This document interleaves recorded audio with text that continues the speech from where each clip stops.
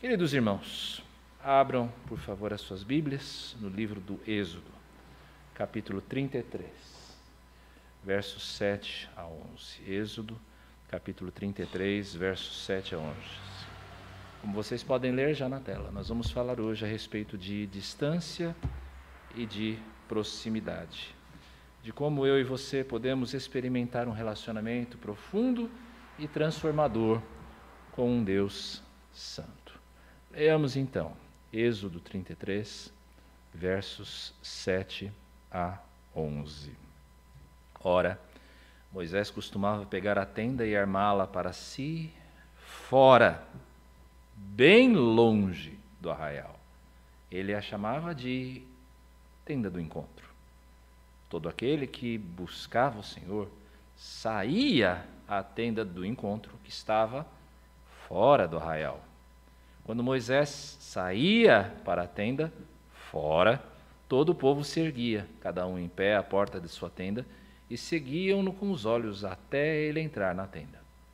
Quando Moisés entrava na tenda, descia a coluna de nuvem e punha-se à porta da tenda. E o Senhor falava com Moisés. Todo o povo via a coluna de nuvem que se detinha à porta da tenda. Todo o povo se levantava e cada um à porta da sua tenda adorava ao Senhor. O Senhor falava com Moisés, face a face, como quem fala com o seu amigo. Depois, Moisés voltava para o arraial. Porém, o moço Josué, seu auxiliar, filho de Num, não se afastava da tenda. Você já teve alguém a quem você amava e que se afastou de você por uma desavença? Relacionamentos, meus irmãos, não são coisas fáceis. A gente precisa admitir. Alguns desses relacionamentos, dos nossos relacionamentos, são mais frágeis do que outros. Basta você dar uma palavra mal encaixada, uma palavra mal compreendida, uma atitude impensada, e você tem aí o distanciamento. Nem sempre, é claro, esse distanciamento é real. Às vezes o distanciamento pode ser um esfriamento do coração em relação ao outro, que nos torna até mesmo estranhos dentro da nossa própria casa. Agora, você eleve essa condição de distanciamento pelos erros à máxima potência, porque nós estamos falando nesse texto de alguém que sonda o coração e que nos conhece melhor do que nós mesmos podemos nos conhecer. No contexto dessa passagem, Moisés está no Sinai, no Monte Sinai, recebendo as tábuas da lei.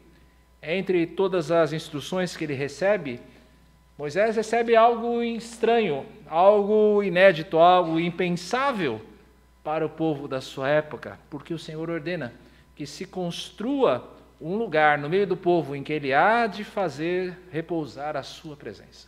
Nação alguma havia experimentado coisa assim. Nação alguma teve um dia privilégio semelhante, o privilégio de ter Deus morando no mesmo bairro, por assim dizer, que ela. Você consegue imaginar o que é isso? Deus como o seu vizinho, você abre a porta e ele está lá. De dia, o povo poderia olhar para a tenda do tabernáculo onde o Senhor se manifestava e ver ali o Senhor se revelando numa coluna de nuvem. À noite, a contemplação seria do Senhor em uma coluna de fogo. Naquele lugar, na tenda do tabernáculo, Deus haveria de se encontrar com o seu povo. Deus receberia os sacrifícios pelos pecados e pelos sacrifícios de gratidão, e Deus estabeleceria com Israel um relacionamento único. É parte do que nós chamamos de as bênçãos da aliança. Talvez a melhor parte de todas as bênçãos da aliança, a presença de Deus no meio do seu povo.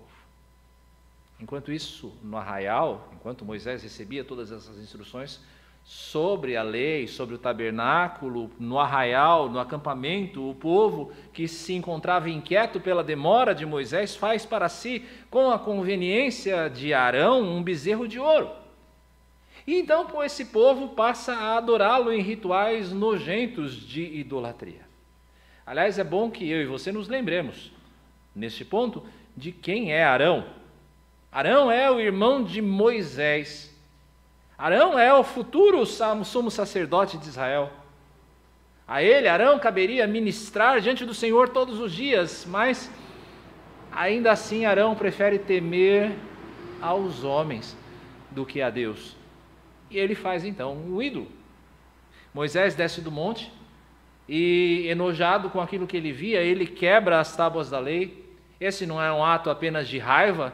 O que Moisés está dizendo é que a lei foi quebrada, é um sinal de que o pacto entre o povo e o seu Deus havia sido quebrado. Moisés, movido por zelo, ordena a Finéias, o filho de Arão, que extermine todos os infiéis. É um evento triste, não é mesmo? Mas o pior ainda está por vir. Se você olhar aí nos versos 1 a 3 desse mesmo capítulo 33, veja aí o que você tem. O Senhor disse a Moisés: suba deste lugar, você e o povo que você tirou da terra do Egito, e vá para a terra a respeito da qual jurei a Abraão, a Isaque e a Jacó, dizendo: eu a darei à sua descendência. Enviarei o anjo diante de você, expulsarei os cananeus, os amorreus, os heteus, os ferezeus, os heveus e os jebuseus. Vão para uma terra que mana leite e mel. Eu não irei no meio de vocês, porque vocês são um povo teimoso, para que eu não os destrua no caminho. Em resumo, o que Deus está dizendo nesses versículos ao seu povo é: eu vou sair do meio de vocês, eu não posso ficar próximo a vocês, porque se eu ficar próximo a vocês, o meu zelo haveria de consumi-los. Crianças, vocês já ouviram algo assim? Hein, Otávio? Já ouviu algo assim do papai ou da mamãe? Eu vou sair de perto, porque se eu não sair de perto eu te mato. É o que o Senhor está dizendo a Israel aqui. E o que é que o povo faz? Início do verso 4 aqui do nosso texto. Quando este povo ouviu essas más notícias, pôs-se a prantear, e nenhum deles usou as suas joias. Um sinal de arrependimento aqui. Israel está quebrantado diante do Senhor. Mas será que esse arrependimento, esse quebrantamento iria durar? Será que realmente Israel haveria de mudar? E Deus, diante desse suposto arrependimento, mudou de ideia? De deixar o povo? De não ir com o povo? O nosso texto mostra que não. Todo o nosso texto fala, e eu fiz questão de enfatizar isso na leitura, todo o nosso texto fala em distância. Verso 7, fora, bem longe do arraial, fora do arraial. Moisés saía para a tenda e o povo onde ficava? Verso 8, fora. Onde o povo adorava quando a coluna de nuvem se manifestava? Na tenda? Não, à porta da sua tenda, na porta de casa. Não na mesma tenda que Moisés. Moisés voltava ao arraial, mostrando que ele estava fora, e a tenda ficava ali. Veja o verso 11, a tenda ficava ali, ao longe. E tal qual o arcanjo que guardava o acesso ao Éden, lá em Gênesis 3, Josué ficava ali também, na porta da tenda, para impedir o acesso não autorizado. O que é que nós temos então aqui, irmãos? Distância, separação, alijamento, alienação. Deus distante do seu povo e o povo distante do seu Deus. Você conhece essa realidade? Você conhece esta realidade? Talvez você hoje se sinta distanciado do seu Senhor. E você sente saudades daquele tempo em que você tinha uma comunhão mais próxima de Deus. Talvez você seja alguém que jamais experimentou esta comunhão. Deus sempre foi uma realidade distante para você. Eu quero dizer a real a você hoje, sem mentiras. Isso não é apenas uma impressão da sua parte. Essa sensação de distância, de distanciamento, de estranhamento, não é apenas uma sensação emocional da sua parte. O que você experimenta, muito provavelmente no seu coração, é verdadeiro. Deus e o pecado não coabitam. É água e óleo.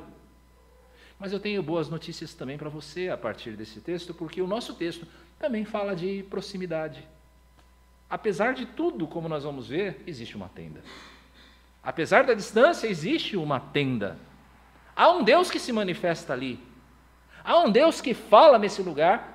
Um Deus que se revela por meio de um mediador. A mensagem desse texto é: o Senhor nos reaproxima de si por meio de um mediador.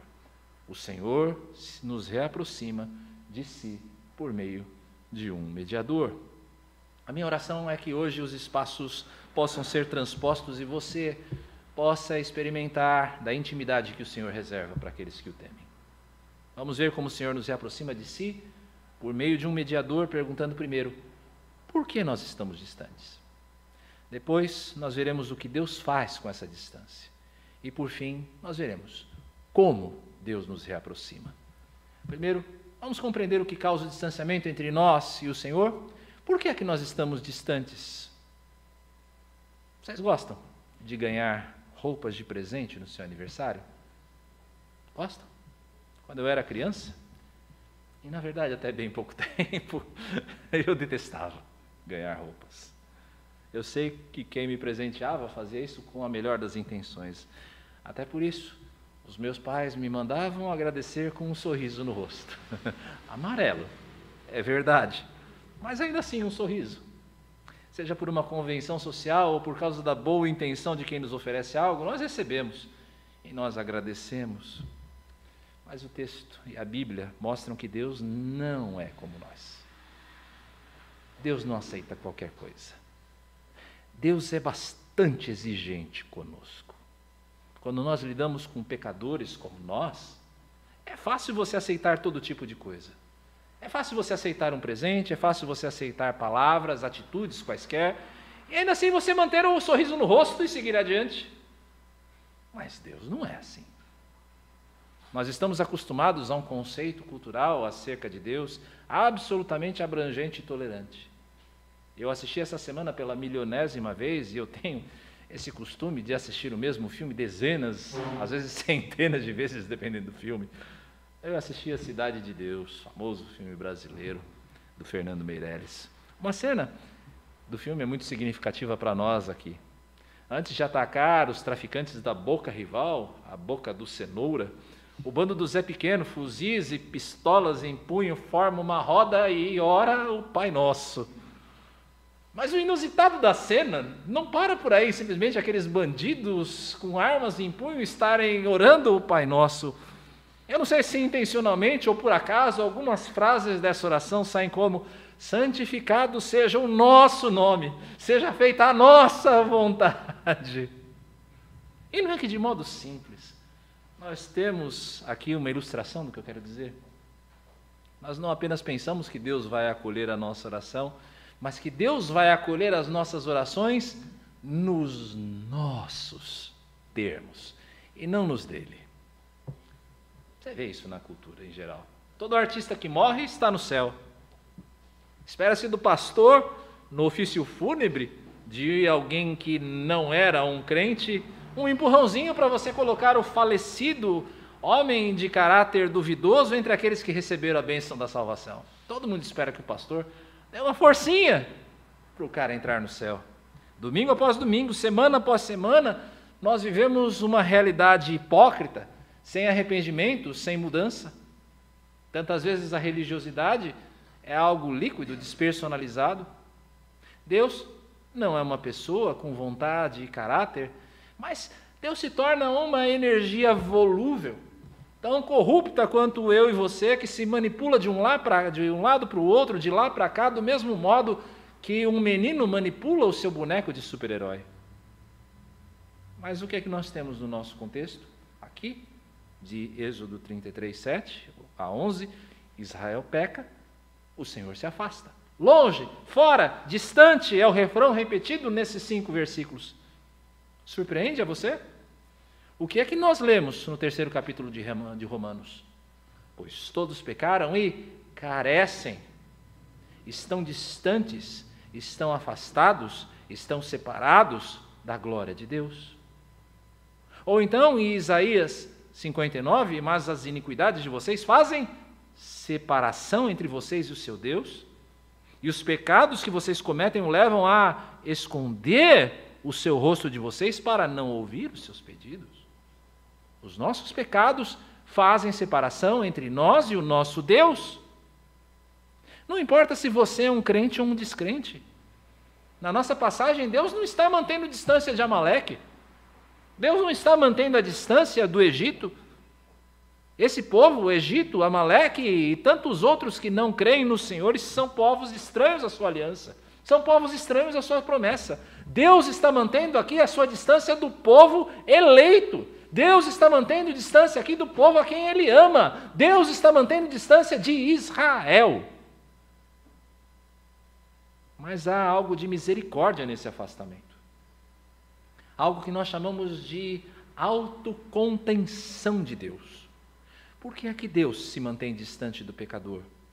Não é apenas porque Deus não pode suportar o nosso pecado, mas é porque eu e você também não podemos suportar a glória da sua santidade. Pergunte para uma criança.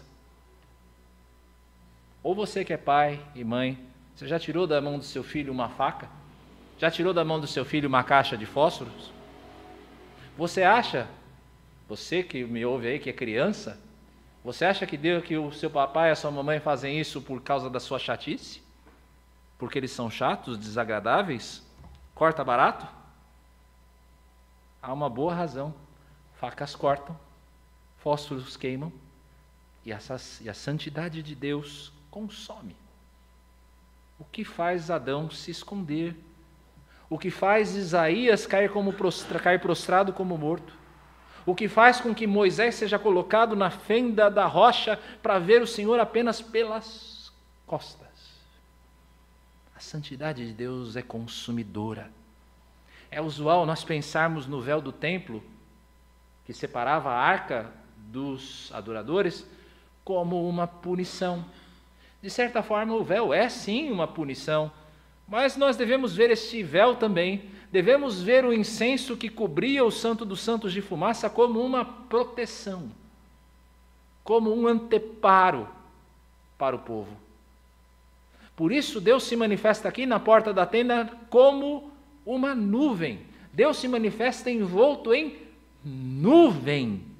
O povo contempla e vê que Deus está ali, mas o povo não vê a glória do Senhor. Tudo isso, irmãos, é um testemunho da santidade de Deus. Como é que eu e você nos aproximamos de um Deus santo? Com reverência, com cuidado, com precaução, como algo grave, como algo solene. Nós não podemos nos esquecer que o mesmo Moisés que fala a Deus aqui, com Deus face a face como um amigo, é dito para tirar as suas sandálias aos pés da sarça em que a presença do Senhor repousava. Moisés, tira a tua sandália porque o lugar em que você está é santo. Seja reverente, cuidado como você anda diante do Senhor. Não vamos nos esquecer do que aconteceu com o infeliz Uzá, que com toda boa intenção, mas sem nenhuma reverência, tenta amparar a arca que ameaçava cair do seu transporte igualmente irreverente, lá em 2 Samuel. Lembra do que aconteceu com Uzá? Ele foi fulminado ali, na hora. Por isso Israel, na passagem, observa de modo reverente Moisés se encaminhar até a tenda. Convido você a usar a sua imaginação por um instante. Este povo enorme, grande povo, cada um à porta da sua tenda, olhando Moisés que passa pelas barracas a caminho do encontro com Deus. Silêncio. O silêncio preenchendo a vastidão do deserto enquanto aquele homem caminha. Moisés se distancia, ele vai ficando menor ao olhar até que ele chega à porta da tenda. E quando ele chega à porta da tenda, então uma coluna de nuvem surge. E o Senhor, que, é claro, já estava ali, porque Deus está em todos os lugares, agora se faz visível não apenas a Moisés, mas ele se faz visível a todo o povo. E o povo que estava em pé, esta é a postura habitual de oração para os judeus, agora ele se prostra, porque ele conhece duas realidades diante deste momento. A primeira, aquele Deus que eles estão vendo ali agora, em nuvem, é um Deus santo, é um Deus poderoso. E a segunda realidade que esse povo conhece, nós somos pecadores e frágeis. Então eles se dobram, eles se prostram diante de Deus. Nós costumamos confundir, meus irmãos, habitualidade e intimidade com irreverência. Nós pensamos porque nós caminhamos com Deus e nós ouvimos toda semana palavras que nos dizem, e é verdade, que Deus nos ama, que isso nos dá a liberdade de nós sermos irreverentes com Ele. E quando essa irreverência domina o coração, Deus se torna menor aos nossos olhos, a nós que já cremos, a nós que já fazemos parte do povo dele. Quando a irreverência domina o coração, Deus se torna muito pequeno aos nossos olhos. Você quer ver? Quer ver como isso acontece? Como é que você se preparou hoje hoje, domingo, para este encontro com Ele? Como é que você se preparou? O nosso catecismo maior, falando sobre a preparação para o dia do Senhor, ensina que nós havemos de preparar os nossos corações e com toda a previsão, diligência e moderação, dispor e convenientemente arranjar os nossos negócios seculares para que sejamos mais livres e mais prontos para os deveres desse dia do domingo. Como você se preparou? É o que você tem feito? Considerar a gravidade desse momento em que nós estamos? E quando você chega aqui no dia do Senhor, na casa do Senhor, nós temos claro que o Senhor está presente aqui para receber a nossa adoração, para ministrar a sua palavra a nós. A noção de que Deus está aqui é com reverência que você se aproxima. Eu me lembro do antigo pastor da minha esposa, um pastor de uma igreja pentecostal, irmão querido, hoje enfrentando diversos problemas de saúde, pastor Damião. E Marcela, minha esposa, testemunha que o pastor Damião dava uma bronca se as pessoas, os crentes, entrassem e não se colocassem em postura de oração, e ao invés disso saíssem cumprimentando todo mundo. E a palavra que ele usava neste momento era muito interessante e provocativa. Como é que você chega na casa de alguém e não cumprimenta o dono da casa? A gente sempre diz para os nossos filhos, quando eles estão se preparando para vir à igreja, vá tomar banho, ponha uma roupa mais bonitinha. Você já pegou sua Bíblia, menino? Mas aqui, entre nós, será que nós, como pais, temos nos preparado, deixado de lado o nosso trabalho, lido a Bíblia, nos colocado em oração pelo culto de mais tarde, pelo pastor? É assim que nós nos preparamos para entrar na casa do Senhor? Mas vá um pouco além do domingo. Romanos 12 nos diz que a nossa vida como cristão, do dia a dia, no nosso trabalho, no estudo, enquanto estamos em casa fazendo as nossas tarefas domésticas, tudo isso é um constante sacrifício em que nós nos apresentamos a Deus como um sacrifício vivo, como uma oferta santa. Isso implica que a nossa vida toda é vivida sob o olhar de Deus. É o que se chama, na Bíblia, de viver no temor do Senhor. Não necessariamente do medo, mas com reverência, de viver uma vida reverente a Deus. O que nós pensamos, o que nós falamos, o que nós fazemos, o modo como você trata as pessoas, a maneira como você dirige e responde a um motorista que te dá uma fechada no meio do trânsito, todas essas coisas são orientadas pela consciência de que Deus vê e de que, como a Bíblia diz, Ele há de dar a nós a paga por todas as nossas boas e más ações. A vida é levada em reverência diante de Deus. Ora, nós nos orgulhamos como crentes de nós não sermos ateus. Nós acreditamos que existe um Deus que governa todas as coisas. Mas que valor essa confiança tem quando Deus não é levado em conta na sua vida? Você pode muito bem não ser um ateu conceitual, um ateu filosófico, que defende com argumentos que Deus não existe, mas ainda assim viver como se Ele absolutamente não faz qualquer diferença no seu modo de viver. Você pode não ser um ateu filosófico, mas ser um ateu prático. Você precisa compreender a realidade do seu pecado e que a realidade do seu pecado provoca distanciamento entre você e Deus, e a ira justa do Senhor há de lhe consumir mais cedo ou mais tarde. Deus não é leniente, Deus não é permissivo com o pecado. Eu e você podemos tranquilamente conviver com gente pecadora. Por quê? Porque eu e você também somos. Mas Deus é santo. Se você é um crente no Senhor Jesus, você precisa se lembrar das palavras do 10º capítulo de Hebreus. Porque se continuarmos a pecar de propósito, depois de termos recebido o conhecimento da verdade, já não resta sacrifício para os pecados. Pelo contrário, resta apenas uma terrível expectativa de juízo e fogo vingador prestes a consumir os adversários. Isso diz a respeito a você, que já conheceu a verdade, mas que a rejeitou por uma vida de impiedade. Mas a distância era o cenário ideal de Deus, é algo que Deus deseja, a distância de nós. O que é que Deus faz além de se autoconter? O que é que Deus faz? A distância, meus irmãos, para quem ama, é algo incômodo. Se você é casado ou casada, você vai entender o meu exemplo. Suponhamos que o seu marido ou a sua esposa tenham um pecado contra você. Não é necessário você pensar em nada muito grave. Basta pensar que ele, seu marido ou a sua esposa, se esqueceu de uma data especial. Essa semana eu lancei no Instagram uma pergunta e muitos de vocês responderam e eu agradeço. As respostas foram ótimas. Qual sua reação se ele ou ela se esquece do aniversário de namoro ou casamento? Algumas respostas foram indiferentes. Eu não me importo. Outras foram mais pacíficas. Importa que o relacionamento esteja bem.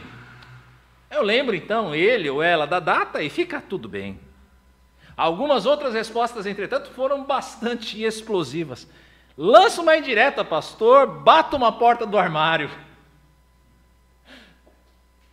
Outras foram mais diretas. Vixe, treta!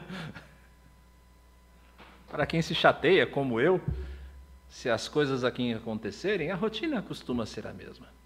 Se você é ofendido, você vai ficar chateado, incomodado, esperando a reconciliação, talvez dando ao outro a oportunidade de corrigir o erro.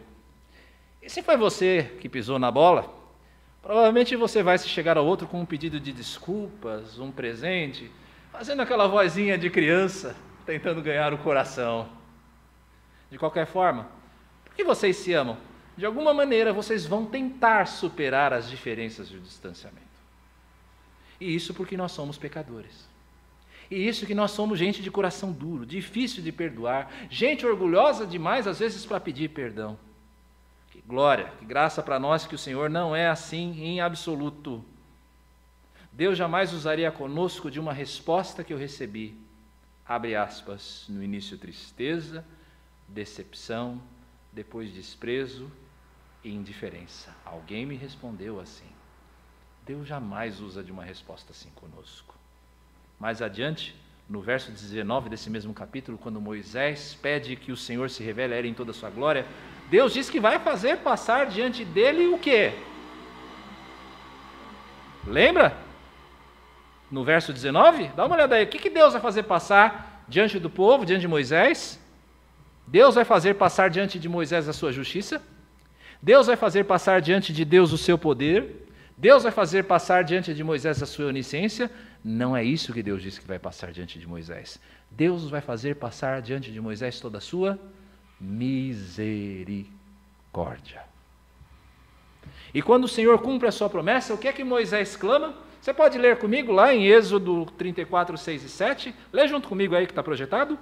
O Senhor Deus, pode ler junto?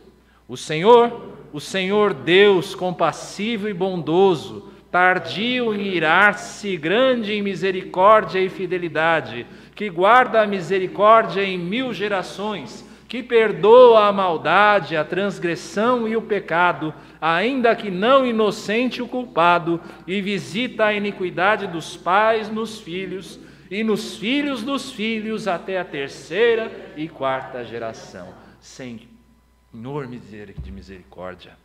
O pecado nos afasta de Deus. Deus se distancia de nós até para a nossa preservação, mas isso não é algo que agrada ao Senhor, manter-se longe. Deus se aproxima de nós e nós somos aproximados dele. Isso também se encontra presente no nosso texto. Vejamos, que tenda é essa que Moisés arma? Como nós lemos aí no verso 7. Todos os indícios mostram que essa tenda não é a tenda do tabernáculo ainda.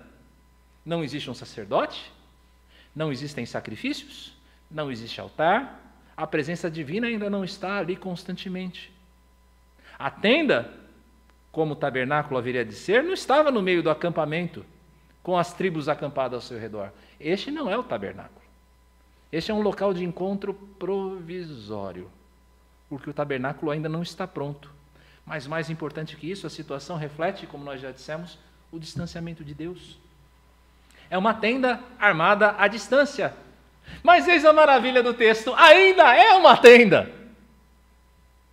Veja o nome que Moisés dá a ela, tenda do encontro. Lugar de comunhão com Deus. Lugar onde se busca a presença do Senhor. Mais ainda, Deus se contém à distância, Ele se envolve em nuvens, mas Ele ainda está ali. Ele manifesta ainda a sua presença. Deus não abandonou o seu povo. Deus não abandonou o seu povo. O que é que isso significa? Primeiro, que o nosso pecado, apesar de nos distanciar, não é capaz de frustrar os propósitos de Deus. Deus persiste mesmo quando nós desistimos. A sua fidelidade permanece. A sua misericórdia é para sempre sobre Israel. Você pode abrir comigo aí na sua Bíblia por um instante no Salmo 136? Salmo 136, por favor. Dá uma abridinha aí. É um salmo magnífico sobre a misericórdia de Deus. Você já deve ter lido ele em algum culto, se você já participa da comunhão do povo de Deus há algum tempo, mas eu quero provocar você com uma leitura invertida dele. Quer ver só como? Deixem de dar graças ao Senhor, porque Ele é bom. Deixem de dar graças ao Deus dos deuses. Deixem de dar graças ao Senhor dos senhores. Não creia que Deus opera grandes maravilhas. Não creia que Deus fez com entendimento os céus. Não creia que Ele estendeu a terra sobre as águas. Não creia que Ele fez os grandes luzeiros. Não creia que Ele fez o sol para presidir o dia. Não creia que Ele fez a lua e as estrelas para presidirem a noite. Eu pergunto a você. Você percebe? Mesmo quando nós falhamos, a sua misericórdia dura para sempre. Mesmo se eu falhar, a misericórdia do Senhor dura para sempre. Eu não posso alterar a misericórdia de Deus. Eu gosto de pronunciar uma bênção sobre os meus filhos antes de irem dormir. Tanto sobre o Otávio quanto sobre o Samuel. Mas é uma bênção um pouco diferente. Eu gosto de abençoar os meus filhos com o Evangelho. As minhas palavras geralmente saem assim. Meus filhos, vocês sabem que o papai os ama? Nada que vocês fizerem poderá fazer com que o papai lhes ame mais. Nada que vocês fizerem poderá fazer com que o papai lhes ame menos. O papai os ama incondicionalmente. Durmam em paz. Você consegue entender o efeito disso? Meus filhos sabem que eles não precisam ser perfeitos para que eu os ame. Eles podem errar. E se por acaso eles tiverem errado durante o dia e me entristecido, eles sabem que nada vai poder afetar o meu amor por eles. Isso que eu sou um homem pecador, falho, principalmente contra a minha família, principalmente contra aqueles que são mais próximos a mim. E eu consigo entender e agir assim. Quanto mais o Senhor, o nosso Deus, que conhece os corações e que me ama de uma maneira e que ama você de uma maneira que jamais eu vou poder amar os meus filhos. Esse é o caráter de Deus. Proximidade que flui da graça. Para que a nudez de Adão e Eva não se afastasse pela vergonha do pecado, Deus proveu a eles peles de animais com que se vestissem. Para que Israel pudesse ter comunhão com Ele, Deus proveu uma tenda, sacrifícios, sacerdotes que expiassem o pecado. O povo serve um ídolo mudo do bezerro de ouro, mas Deus ainda fala com eles por meio de Moisés. E ao falar ao longo de sua história, Deus dá a eles promessas como a de 1 Reis, capítulo 9. Ouvi a sua oração, a oração de Salomão, e a súplica que você fez diante de mim. Santifiquei o templo que você edificou, a fim de pôr ali o meu nome para sempre. Os meus olhos e o meu coração estarão ali todos os dias. Oração de Salomão na consagração do templo.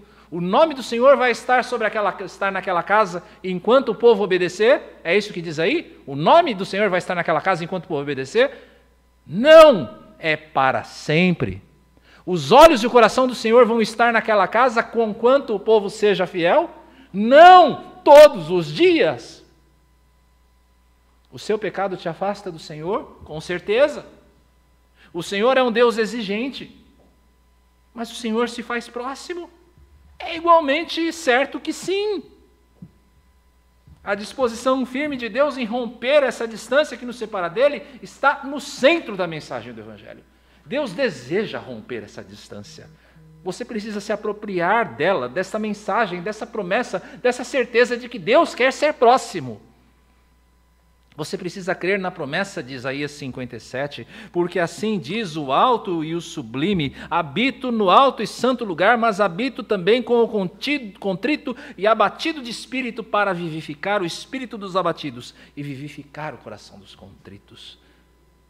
A nossa contrição, meus irmãos, o nosso quebrantamento, o nosso arrependimento é a nossa resposta a essa disposição do Senhor de se aproximar. Sabendo que o Senhor é propício, sabendo que Deus ama você e que quer se reaproximar de você, corre em direção a Ele, com o coração dos filhos que voltam dos currais dos porcos para encontrar o pai que espera à beira do caminho. Não importa a sua vida até aqui, se você está disposto a abandonar os seus pecados, não importa se você viveu a sua fé de uma maneira hipócrita até esse ponto, até esse momento. Não importa se a sua displicência te conduziu à frieza espiritual. Não importa se as tuas dúvidas te afligem por uma falta de uma conduta perfeita. Deus ama você. Deus ama estar próximo a você. Deus ama você e Deus ama estar próximo a você. O desígnio dele é proximidade. E a partir de agora nós veremos como ele faz isso. E a que custo? Como Deus nos reaproxima. Vocês sabem para que serve uma porta corta-fogo? Uma porta corta-fogo é uma porta pesada de metal que serve para barrar o espalhamento das chamas e a difusão do calor no meio de um incêndio. Quando o fogo começa, essa porta ela desarma o sistema que a mantinha aberta. Ela se fecha para que o calor e as chamas não passem. Assim, essa porta cria um escape seguro nas escadarias de emergência do prédio. Quase todos os prédios, ou todos os prédios hoje em dia já têm uma porta corta-fogo. Por que eu uso essa ilustração? Porque Moisés é, para Israel, a porta corta-fogo de Deus. Moisés é a porta corta-fogo do fogo da ira de Deus. Quando o Senhor ameaça exterminar todo o povo, Moisés aplaca a ira, lembrando o Senhor das suas promessas. Diante da ameaça de abandonar o povo, Moisés prefere que ele seja arriscado do livro da vida e o Senhor fique próximo do povo. Moisés é ao mesmo tempo, meus irmãos, o sacerdote que representa o povo diante de Deus e o profeta que revela a vontade de Deus ao seu povo. Moisés é a chave para resolver um impasse aqui. Se Deus é santo e o povo pecador, como é que ambos podem ter proximidade? Nem Deus vai deixar de ser santo e nem Israel vai deixar de pecar. Como é que esse impasse então é resolvido? Como que Deus pode se aproximar de um povo pecador? De que forma o propósito de Deus em se fazer próximo do seu povo não é impedido pelo pecado? Como é que Deus pode manifestar a sua misericórdia sem negar a sua justiça? A resposta é: por meio de um mediador. Alguém que represente o povo diante de Deus e Deus diante do povo. E se você é alguém, como a maioria de vocês, que já me ouve há algum tempo, você sabe muito bem onde eu quero chegar com isso. Moisés prefigura Cristo, o nosso mediador perfeito. Se é dito pelo texto que Moisés, como nenhum outro, falava com Deus face a face, e isso que Moisés era um homem pecador e imperfeito, o que nós vamos dizer de Jesus? Se Moisés, sendo quem era capaz de mediar esta relação entre Deus e o povo, quem nós vamos falar de Jesus? Jesus é o Filho eterno de Deus, perfeito, obediente em todos os seus caminhos, obediente até a cruz, mediador definitivo, por quem nós temos acesso não à tenda do encontro, mas à própria sala do trono. Nós não dissemos que Moisés é um anteparo para a ira de Deus? Por mais de uma vez, Moisés se oferece para sofrer pelo povo. Moisés escolhe receber sobre si a justiça que causa o afastamento entre Deus e Israel. Mas o que acontece quando Moisés faz essa oferta? Deus diz não. Deus rejeita a oferta de Moisés. Porque Moisés é um pecador, tão pecador quanto qualquer um do povo. A Moisés se aplicam as palavras do Salmo 49, que diz ao irmão: verdadeiramente ninguém o pode remir, nem pagar por ele, e a Deus o seu resgate. Pois a redenção da alma deles é caríssima e cessará a tentativa para sempre, para que continue a viver perpetuamente e não venha a morrer. Em outras palavras, você não pode se oferecer a Deus para morrer no lugar de ninguém. Mas e quanto a Cristo? Quando Jesus faz a mesma oferta de morrer, de se colocar no lugar do povo para sofrer a ira de Deus, o que é que Deus faz? O Pai recebe a oferta. E Ele despeja sobre Jesus toda a sua ira, toda a ira que antes estava destinada ao seu povo. Todo o distanciamento é lançado sobre Jesus, de modo que Ele grita, pendendo da cruz, as palavras do Salmo 22. Deus meu, por que me desamparaste? Porque se acham longe de mim, minha salvação, as palavras do meu gemido. Que é a dor física de Jesus comparado ao afastamento do Pai. Se Israel, que era uma nação pecadora, chora quando o Senhor diz que não vai estar no meio deles, quanto mais Jesus, aquele que estava com o Pai na sua glória completa desde a eternidade. Eu lhe advirto a você que me ouve, alguém há de sofrer a ira divina. Alguém há de provar o sofrimento eterno da separação de Deus, o mesmo sofrimento que Jesus experimentou na cruz. Alguém vai experimentar esse sofrimento. Alguém vai enfrentar as chamas da justiça de Deus. A pergunta é: será você ou será Jesus? É você ou Jesus? Ninguém em sã consciência, meus irmãos, escolhe não cruzar uma porta corta-fogo no meio de um incêndio. Se o fogo está diante de você, você vai ficar esperando o fogo te pegar? Ou você vai cruzar a porta corta-fogo e orar para que ela funcione bem? A porta corta-fogo é a tábua de salvação dos que estão ameaçados de morte. Mas todos os dias, milhões recusam a Cristo e eles se colocam em risco de enfrentar uma chama muito pior do que aquela que consome o corpo. Você está entre esses que prefere enfrentar sozinho o fogo da ira? Agora, reconciliados com Deus, não existe mais distância. Deus pode se aproximar de nós e nós deles.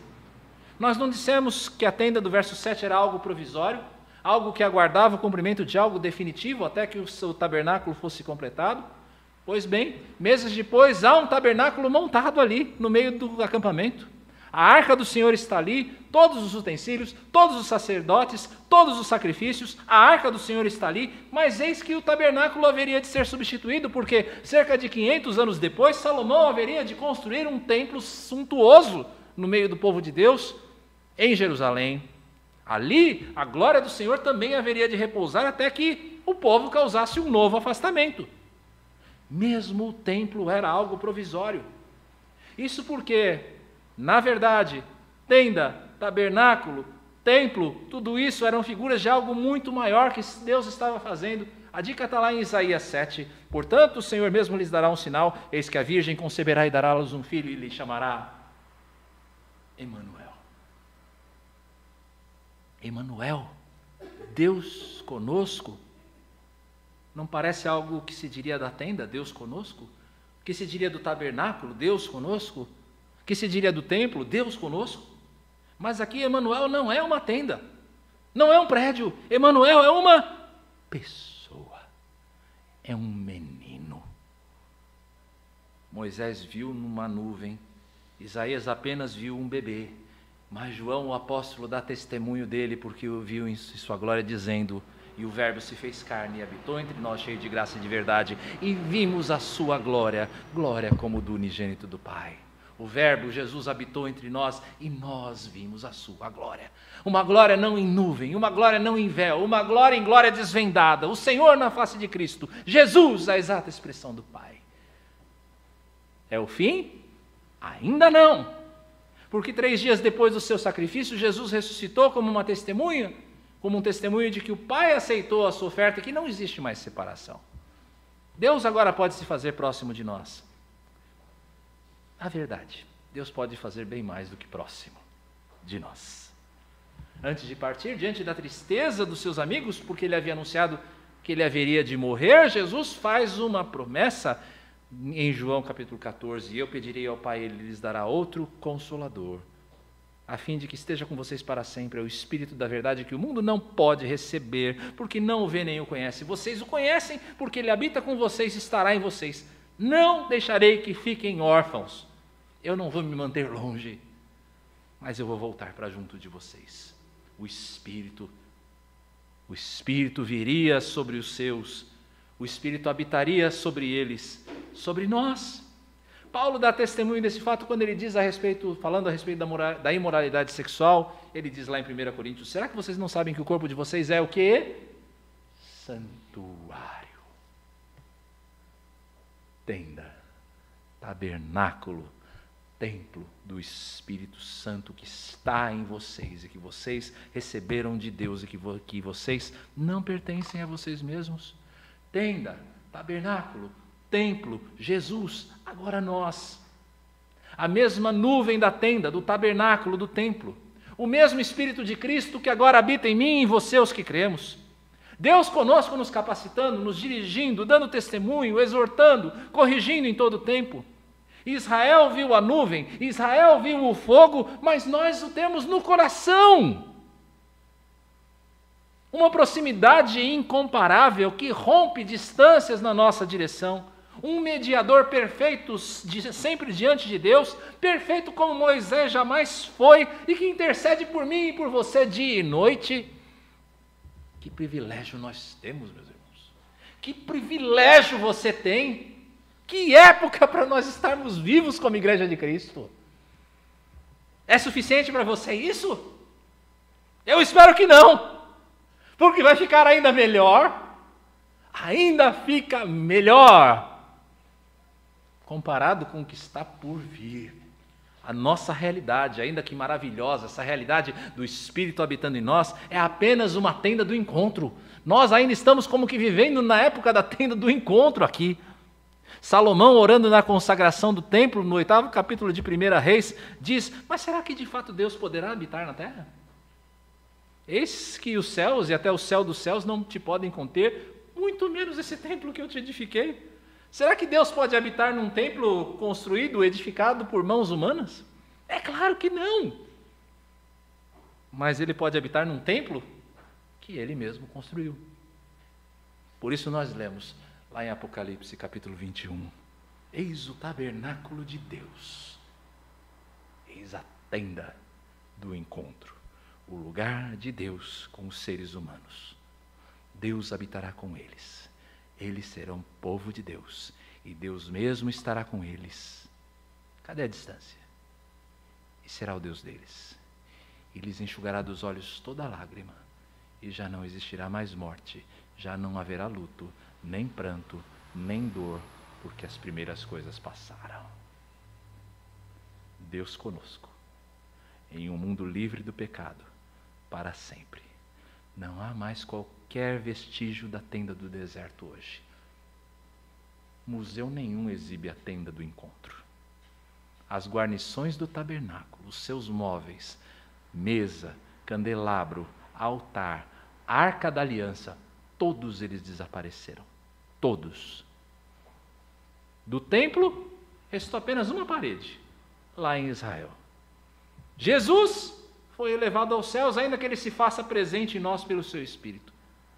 Mas até mesmo esse Espírito que habita em nós pode ser apagado pelo pecado. A realidade ainda é incompleta. O tabernáculo do céu, este para o qual nós estamos rumando, é o fim de toda a interrupção. E ali nós não veremos mais o nosso mediador à distância, como o povo de Israel via Moisés. Mas Ele vai estar conosco e para sempre. Por que nós estamos distantes? Porque o pecado faz separação entre nós e o nosso Deus. O que é que Deus faz? Ele se reaproxima de nós. Como Ele faz? Por meio de um mediador perfeito. Não Moisés, mas Jesus Cristo. Algumas rápidas aplicações aqui para nós acabarmos. Primeiro, lembre-se, O relacionamento com Deus é um relacionamento exigente. O relacionamento com Deus difere, meus irmãos, da espiritualidade líquida, despersonalizada, ao gosto do freguês, consumista que a gente tem hoje em dia. Não é assim o relacionamento com Deus. Primeiro, porque Deus é pessoal. Ele é uma pessoa. Segundo, porque Deus é justo e santo. Terceiro, porque Ele demanda um mediador não humano. É um relacionamento absolutamente incomum em relação à religiosidade, à espiritualidade mundana. O relacionamento, por causa de Deus ser assim, se torna alguma coisa perigosa. Limitante por um lado, porque nós estamos lidando com Deus Santo. Mas por outro lado, se torna algo libertador. Primeiro, porque nós sabemos que Deus, sendo uma pessoa, se revelou a nós. Ele escolheu se revelar a nós. Segundo, porque nós o conhecemos e Ele nos conhece. Mesmo sendo justo e santo, Ele conhece você. E você o conhece. A sua santidade e justiça são a garantia do seu bom propósito para nós. Porque eu sei que Deus é santo, eu sei que o propósito dele é bom, é propósito justo. E Ele nos deu um mediador acessível, completamente amável, em quem nós podemos confiar. Que outro sistema de crenças pode oferecer a mesma coisa? Que outro sistema de crenças pode oferecer a mesma coisa? Segunda aplicação, para que você considere esse texto. Diz o texto que Deus falava com Moisés, e por inferência, Moisés com Deus face a face.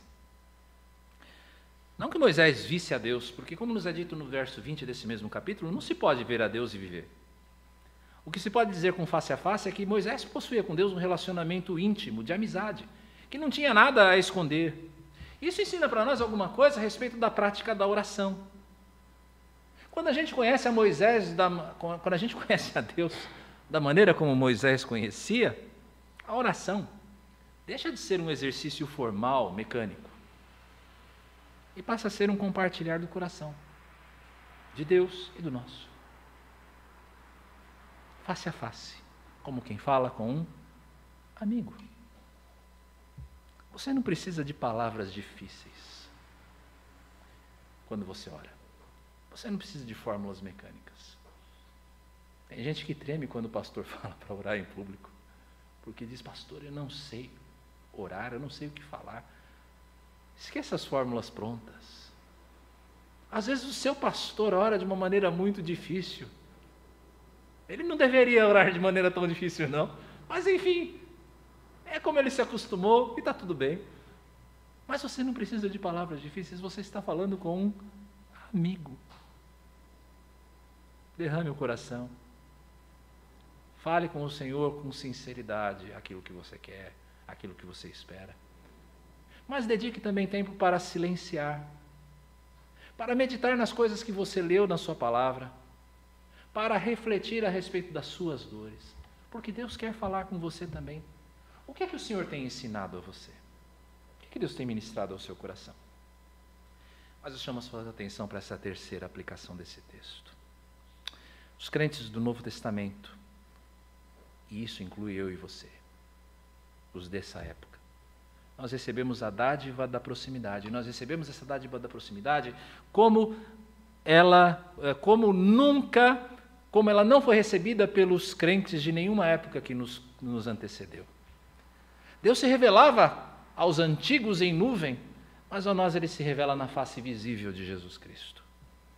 Deus antes se revelava à distância, hoje em dia Ele se revela a nós, pessoalmente pelo Espírito. Deus fazia repousar a sua glória à porta da tenda, e depois Deus fazia repousar a sua glória atrás do véu, mas conosco é diferente. Deus faz repousar a sua glória no nosso coração. Israel se levantava e ele se prostrava solenemente ao ver o que para nós é apenas uma sombra. Eles viam a nuvem e eles se prostravam, mas nós sabemos o que está por detrás da nuvem. Diante do distanciamento, quando o povo de Deus experimentava o distanciamento de Deus, você viu isso aqui na nossa leitura, o povo chorava. Presta bem atenção nisso. Quando o povo de Israel experimentava o distanciamento do Senhor, o povo de Israel chorava porque ele não podia experimentar essa distância sem sofrer. E nós nos consolamos com uma espiritualidade morna, de uma religiosidade fria, formal, e nós dizemos que está tudo bem. Não há prazer no congregar-se. Vir reunir-se com os irmãos é alguma tortura para alguns. Não existe constância na oração. Não há meditação constante na palavra. O testemunho, falar de Jesus, a quem não conhece, é encarado como uma tarefa, não como um transbordamento da graça, não como uma coisa que enche o teu coração e que é impossível de você reter. Será que vão ser necessárias novas manifestações miraculosas? Ou o necessário é um retorno à percepção pura e simples daquilo que já nos foi dado por meio de Jesus? Será que a gente vai precisar de novo da coluna de nuvem? Será que você quer trocar o Espírito que habita no teu coração por uma coluna de nuvem aqui na frente? Quer trocar isso? Qual pode ser a razão da nossa frieza, da nossa indiferença, se não o nosso pecado, se não a nossa vida relapsa, se não a nossa espiritualidade descuidada, se não a nossa omissão nos servir? Como eu e você, e eu estou falando diretamente com você, Antioquia,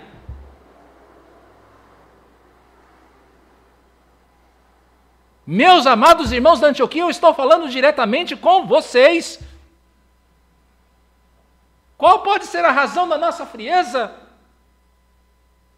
Senão o nosso pecado, nossa vida relapsa de uma espiritualidade descuidada, sem vontade de servir. Ou será que nós consideramos que o distanciamento é um ato arbitrário da parte de Deus? Deus simplesmente escolheu se distanciar da Antioquia e tudo bem, e a gente vai se conformar com isso.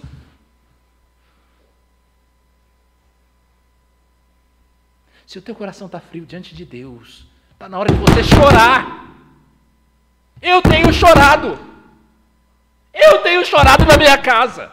Por mim, por essa igreja, pela vida de vocês.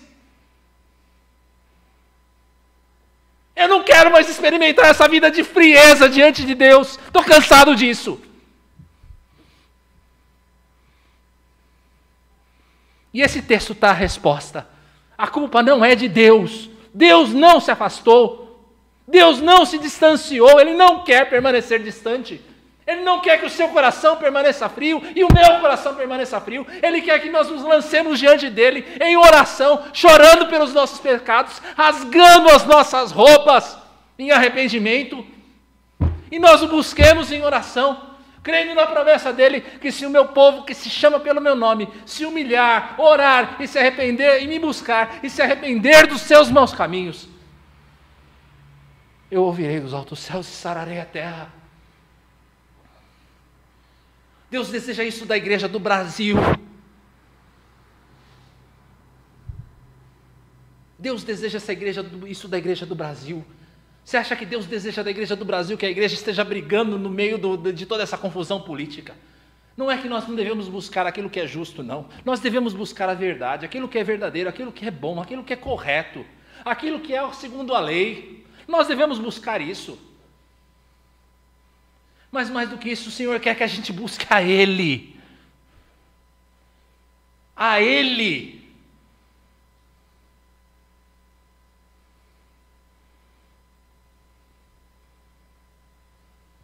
Para de chorar porque o Bolsonaro perdeu.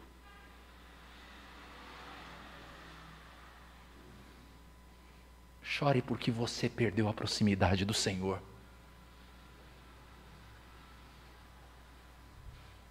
Chore porque hoje você já não experimenta aquilo que você experimentava no início.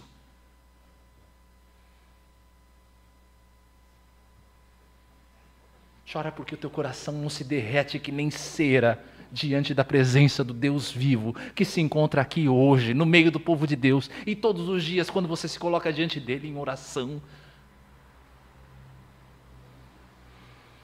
Que o Senhor reavive em nós a alegria que vem de nos sabermos portadores do privilégio da sua proximidade.